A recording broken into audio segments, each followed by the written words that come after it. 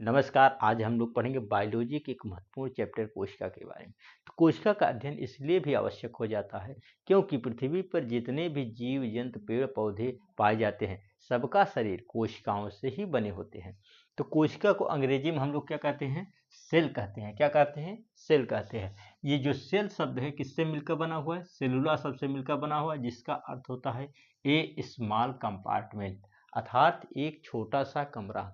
जिस प्रकार छोटे छोटे कमरे कई ईंटों से मिलकर बना होता है, उसी प्रकार हमारा शरीर जो छोटी छोटी कोशिकाओं से मिलकर बना होता है।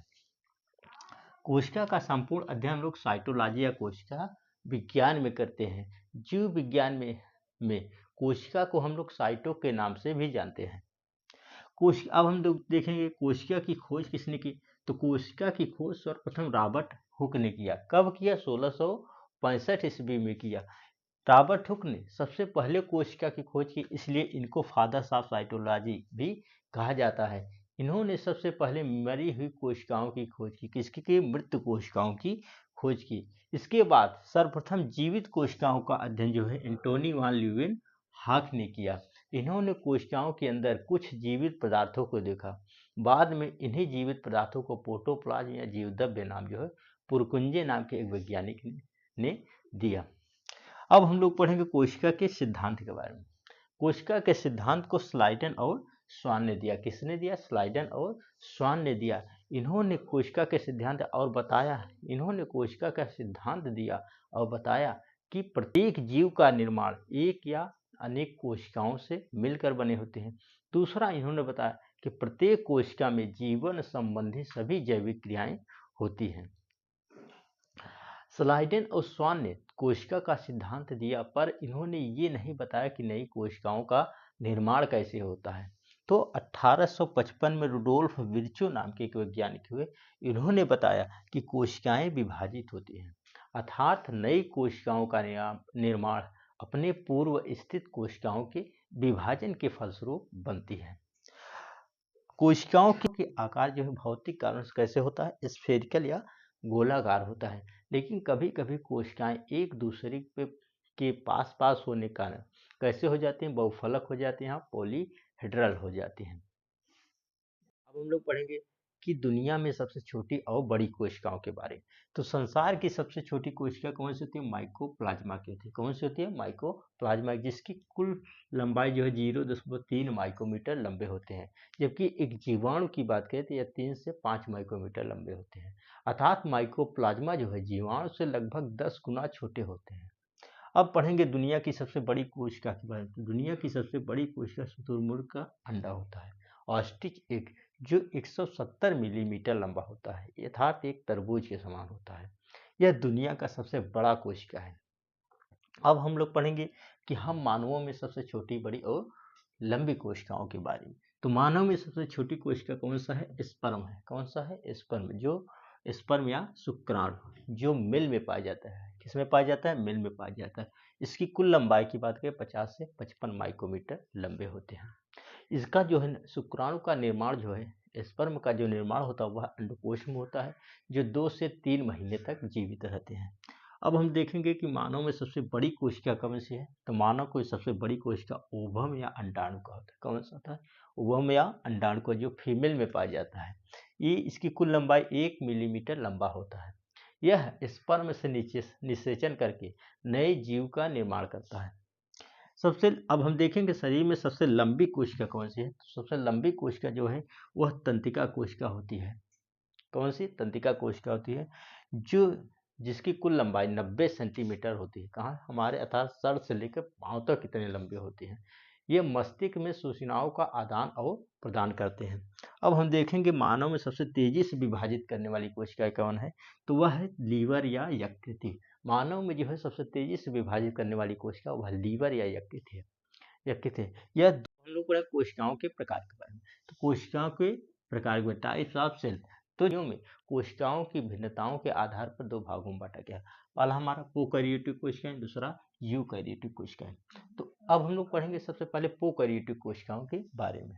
तो प्रोकैरियोटिक कोशिकाएं कैसे होती? छोटी होती है। इनका आकार जो है 1 से 10 माइक्रोमीटर लंबा होता है प्रोकैरियोटिक कोशिकाएं जो है यूनिसेलुलर या एक कोशिकीय होती हैं, अर्थात एक ही कोशिका के अंतर्गत अपने संपूर्ण जीवन को व्यतीत करते हैं।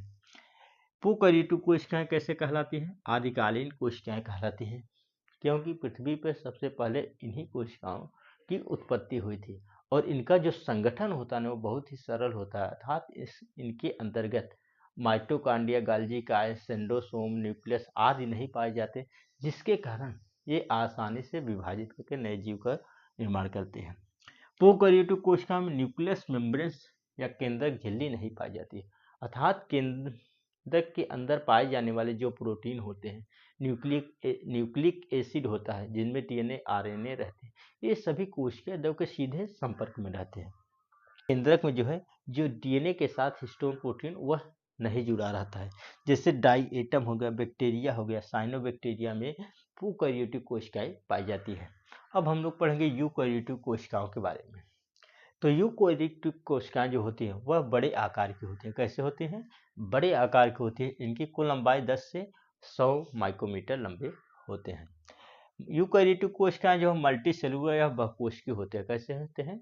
मल्टी सेलुलर या बहुकोशिकीय होते हैं, अर्थात बहुत सारी कोशिकाओं से मिलकर बने होते हैं। यूकैरियोटिक कोशिकाओं के अंदर जो है पूर्ण विकसित केंद्रक पाया जाता है, अर्थात इसके नाभिक के चारों ओर जो है झिल्ली पाई जाती है। जिस प्रकार कोशिका के चारों ओर झिल्ली पाई जाती है, उसी प्रकार नाभिक के चारों ओर जो है झिल्ली पाई जाती है।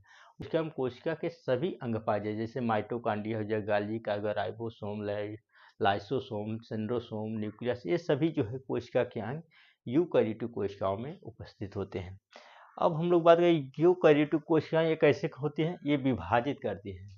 ये कोशिकाएं जो है विभाजित करके नए नए कोशिकाओं का निर्माण करती हैं।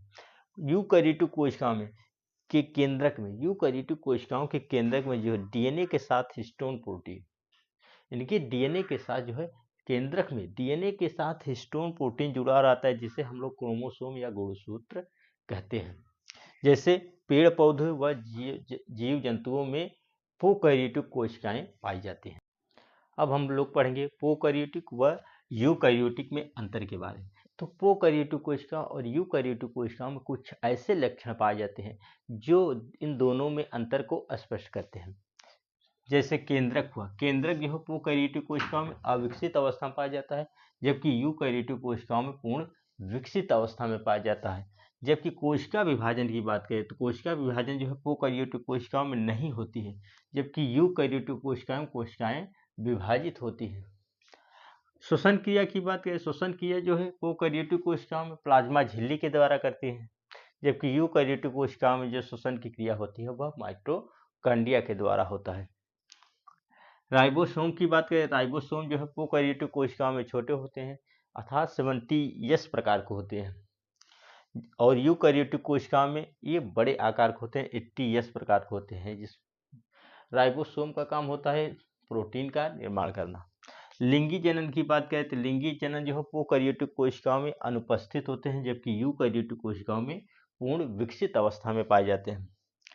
अब हम लोग बात करें कोशिका भित्ति या सेल वॉल की बात करें तो सेल वॉल यह प्रोकैरियोटिक कोशिकाओं में पतली होती है। कैसे होती है? पतली होती है। यह जीवाणुओं में पेप्टिडोग्लाइकेन की बनी होती है, जबकि कवक में जो है काइटिन की बनी होती है। और यूकैरियोटिक कोशिकाओं में जो कोशिका भित्ति होती है वह मोटी होती है और जंतु कोशिकाओं में नहीं पाया जाता है।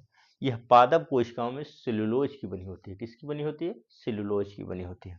अब हम लोग बात करें प्रकाश संश्लेषण की, फोटोसिंथेसिस की बात करें तो प्रोकैरियोटिक कोशिकाओं में प्रकाश संश्लेषण की क्रिया जो वह आंतरिक झिल्लियों में होता है। कहाँ पर होता है? आंतरिक झिल्लियों में होता है और क्लोरोप्लास्ट उपस्थित नहीं रहता है, जबकि यूकैरियोटिक कोशिकाओं में पेड़ पौधों में होता है। यूकैरियोटिक कोशिकाओं में प्रकाश संश्लेषण की क्रिया पेड़ पौधों में होता है और क्लोरोप्लास्ट की उपस्थिति में होता है।